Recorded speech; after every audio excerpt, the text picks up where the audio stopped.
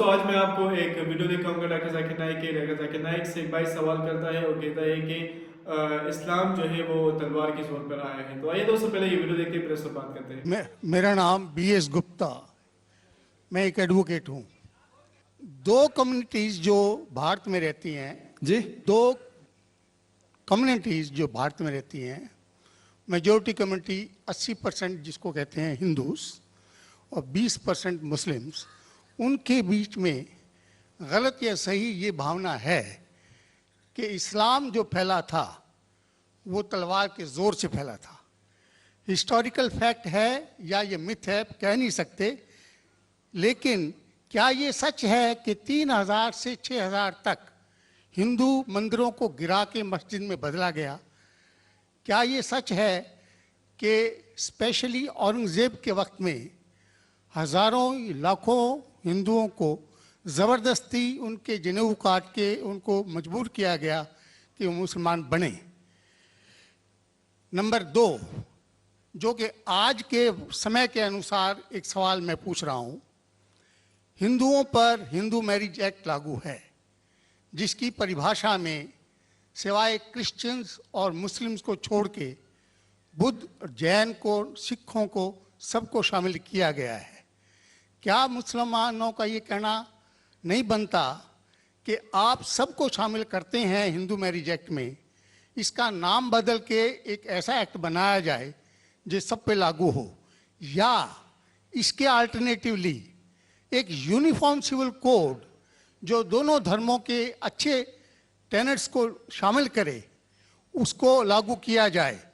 एक चीज़ मैं ये समझता हूँ कि मुस्लिम लॉ में जो विल है, जिसके अंदर ये लिखा है कि 1/3 से ज़्यादा कोई विल नहीं कर सकेगा, इसका मैं इनकॉर्पोरेशन अगर यूनिफॉर्म सिविल कोड बनता है तो मैं चाहूँगा कि वो हिंदुओं पे भी लागू हो।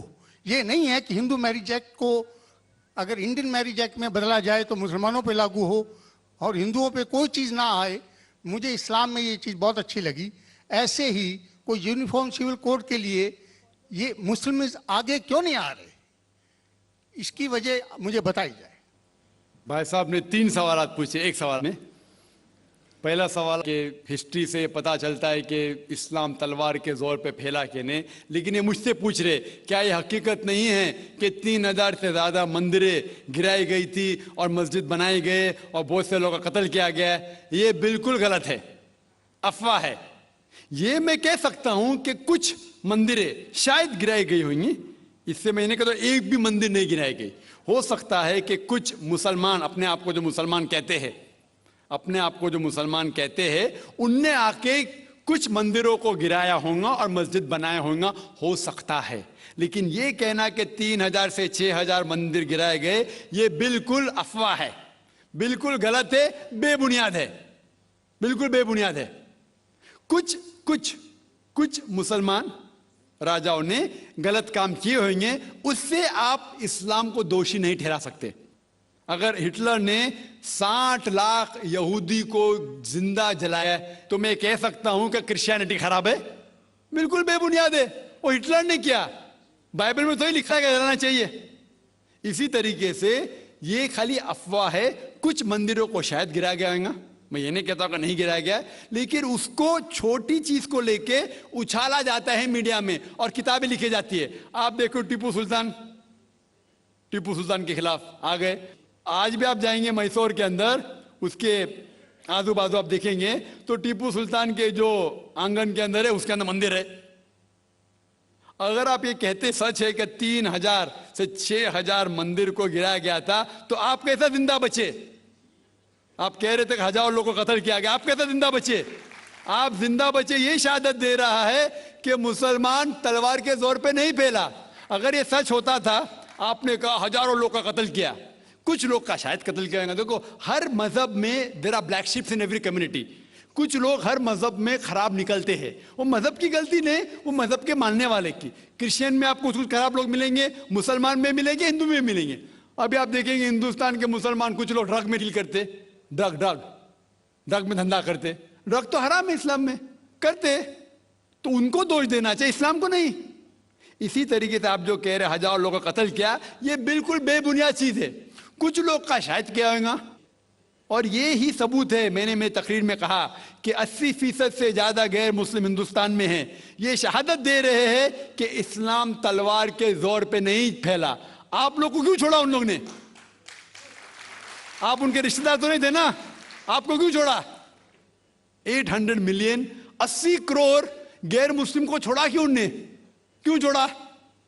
अगर दमी था हुकूमत की 1000 साल, सब लोग को मुस्लिम बनाते थे। इससे यह जाहिर होता है कि इस्लाम तलवार के बलबूते पे नहीं फैला। कई लोग, कई गैर मुस्लिम इस्लाम से मुतासिर होके उन्होंने इस्लाम कबूल किया। तो यह कहना बिल्कुल गलत है। आपका दूसरा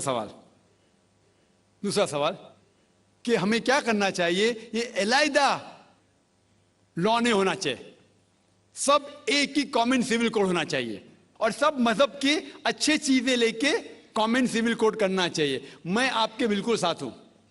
बाकी मुसलमान शायद आपके खिलाफ होंगे, मैं आपके साथ हूं।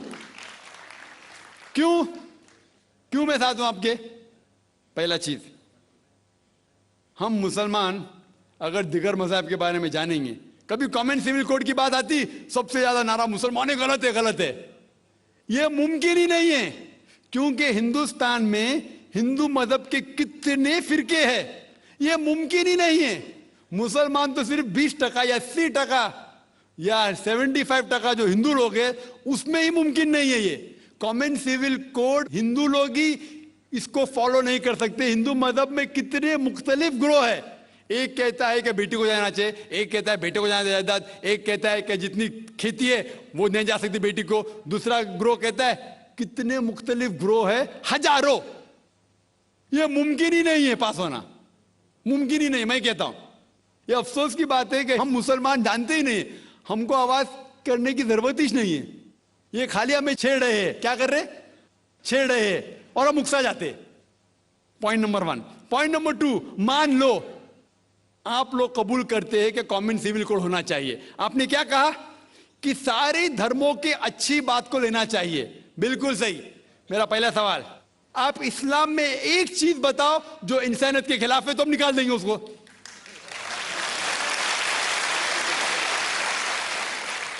आपका यह कहना बिल्कुल सही है कि बाकी मज़ाहिब की अच्छी चीजें जो है, मिसाल के तौर पे मैंने तकरीर की similarities between Hinduism and Islam, तो जो अच्छी चीजें हिंदुइज्म की मैं ले चुका हूं।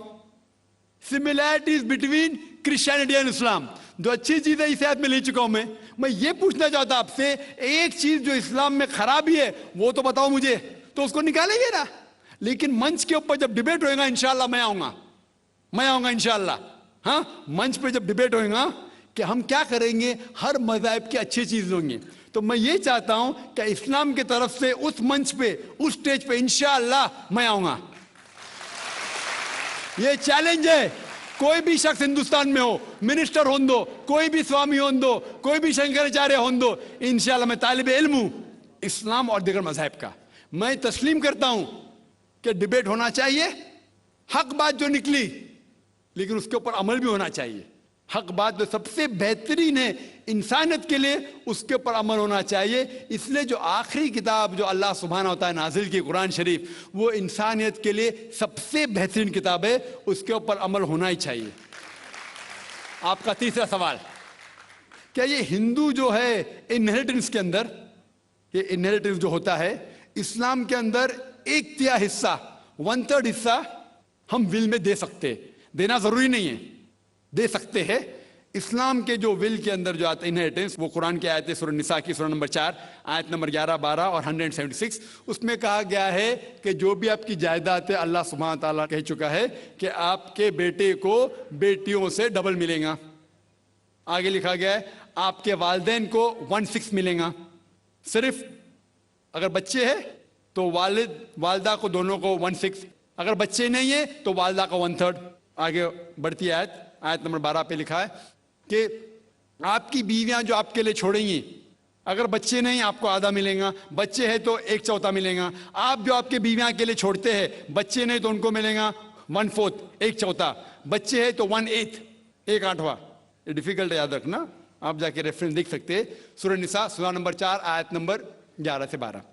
और इसके बाद अगर आप किसको विल करना चाहते हैं अपनी जायदाद, मैक्सिमम 1/3, लेकिन ये विल जो करेंगे आप, ये इन लोगों में से नहीं होना चाहिए। आपने कह सकते कि मैं मेरे बेटे से ज्यादा मोहब्बत करता हूं, बड़े बेटे से, इसलिए उसको ज्यादा दूंगा, ये बिल्कुल गलत है। लेकिन जो ये दायरे में नहीं आते हैं इनहेरिटेंस के, उनको आप 1/3 हिस्सा दे सकते हैं। आप कहते हैं आपको ये चीज बहुत पसंद है, आप भी करना चाहते हैं, आपको कौन रोक रहा है? इंडियन गवर्नमेंट के हिसाब से आप अगर विल करेंगे, क्या मैं मेरा 1/3 हिस्सा देना चाहता हूं, कोई भी रोक ले सकता हूं, मैं भी नहीं ना मिनिस्टर भी नहीं। और पूरा अगर फॉलो करना चाहते सच्चा धर्म, आप इस्लाम कबूल कर सकते, हम आपको वेलकम करते। वाखिर दावाना अल्हम्दुलिल्लाह रब्बिल आलमीन। जी दोस्तों, ऐसे कि आप लोगों ने आज की वीडियो देखी है, तो दोस्तों बहुत बेहतरीन वीडियो थी। आप लोगों ने डॉक्टर जाकिर नाइक की भी बातें आप लोगों ने सुनी है, जवाब आप लोगों ने सुना है, और इस बंदे का भी जवाब आप लोगों ने सुना है कि इस्लाम जो है वो तलवार के जोर पर आया हुआ है, जिस पर डॉक्टर जाकिर नाइक ने बहुत बेहतरीन जवाब दिया है दोस्तों कि इस्लाम कभी भी तलवार की जोर पर नहीं आया है, बल्कि इस्लाम मोहब्बत और भाईचारे के जोर पर आया हुआ है। बल्कि ऐसा कुछ भी नहीं है, ये मीडिया है जो कि इस्लाम को बदनाम कर रही है, यही कहते हैं कि इस्लाम तलवार के जोर पर आया है, बल्कि ऐसा कुछ भी नहीं है। आप लोगों ने कभी देखा है कि मुसलमानों ने जो है वो हथियार उठाए हुए हो, किसी को मशीन के जरिए या हथियार के जरिए या तलवार के जरिए किसी को मुसलमान किया गया है, बल्कि ऐसा कुछ भी नहीं है। हमारे जितने भी वो तबलीगी भाई जो घूमते हैं दुनिया में, वो जद्दोजहद करते हैं इस्लाम की खातर, अगर वो और तबका है जो कि इस्लाम की खातर जद्दोजहद करता है या इस्लाम का पैगाम पहुंचा रहे हैं, या एक दूसरे ऐसे लोगों के लिए जहाँ पे इस्लाम नहीं है, वहाँ पर अगर इस्लाम का पैगाम पहुंचा रहे हैं, तो कभी आप लोगों ने सुना है कि उनके साथ तलवार है या कोई भी ऐसा हथियार है जो कि वो लोग इस्लाम का पैगाम पहुंचा रहे हैं? बल्कि ऐसा कुछ भी नहीं है। जैसे कि डॉक्टर जाकिर नाइक ने कहा कि मैं इस्लाम के लिए जद्दोजहद कर रहा हूँ, मैं इस्लाम का पैगाम पहुंचा रहा हूँ, मैं यहाँ पे खड़ा हूँ, तकरीर कर रहा हूँ, इस्लाम के लिए जद्दोजहद कर रहा हूँ, इस्लाम के लिए कोशिश कर रहा हूँ, इस्लाम का पैगाम आगे तक पहुँचा रहा हूँ। क्या मेरे साथ हाथ में तलवार है, या मैंने आप पे जोर किया हुआ है कि आप लोग इस्लाम कबूल करें, या मैंने किसी को फोर्स किया है, या मैंने किसी को रिश्वत दी है? मैंने किसी को भी रिश्वत नहीं है, बल्कि यहाँ पे मैं खुद खड़ा हूँ, अपने ईमान के साथ खड़ा हूँ, अल्लाह ताला का हुक्म मान रहा हूँ कि इस्लाम का पैगाम जो है आप लोगों ने जो है एक दूसरे तक पहुंचाना, ये हमारे पास सुन्नत का तरीका है। हज़रत मोहम्मद सल्लल्लाहु अलैहि वसल्लम हमारे पास आखिरी नबी है, इसके बाद कोई नबी नहीं आएगा, जो कि हमारे पास ये काम हम पर सौंप दिया गया है कि आप लोगों ने ये काम जारी रखना होगा।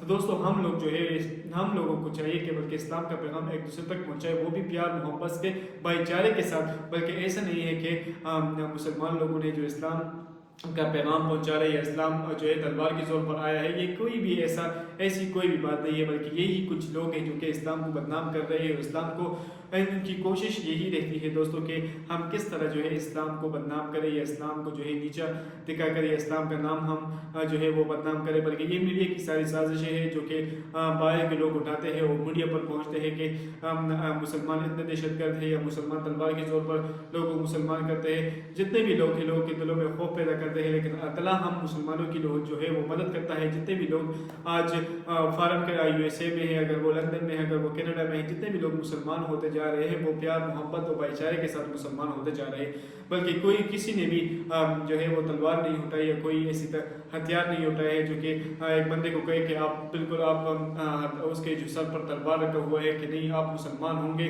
तो तब हम आपको छोड़ेंगे, अगर आप मुसलमान नहीं हुए तो तब हम आपको कत्ल करेंगे, आप मुसलमान नहीं हुए तो हम आपको जानी नुकसान पहुंचाएंगे। बल्कि ऐसा कुछ भी नहीं है। जैसे कि दोस्तों, मैंने पहले बताया गया है कि अगर हम किसी मासूम को, अगर उसका नुकसान करेंगे, या किसी मासूम को कत्ल करेंगे, किसी मासूम को हम मारेंगे, तो ये हमारे इस्लाम में हराम है। बल्कि एक इंसानियत का कत्ल करना इस्लाम में हमारे पास पूरी इंसानियत कत्ल करने के बराबर है। तो हमें इन बातों पर थोड़ा सा अमल करना चाहिए, हमें इस बात पर थोड़ा सा सोचना चाहिए कि हम लोग जो बात कर रहे हैं ये क्या कर रहे हैं। हम मुसलमानों की हिस्ट्री देखें, अगर कोई भी हमारे पास इस्लाम जो है वो तलवार की जरूरत नहीं है, बल्कि ये भाईचारे के साथ आया है। तो दोस्तों, उम्मीद करता हूँ कि बेहतरीन वीडियो आपको अच्छी लगी होगी, बहुत बेहतरीन वीडियो थी, और उम्मीद करता हूँ कि दोस्तों ये वीडियो से आप लोगों ने बहुत कुछ सीख लिया होगा। जो लोग मेरे चैनल पर नए हैं, अगर उन लोगों ने मेरे चैनल को लाइक नहीं किया, सब्सक्राइब नहीं किया, तो वो मेरे चैनल को लाइक करें, सब्सक्राइब करें, ताकि इस तरह मालूमात वाली वीडियो आपको रोजाना मिल सके। वस्सलाम।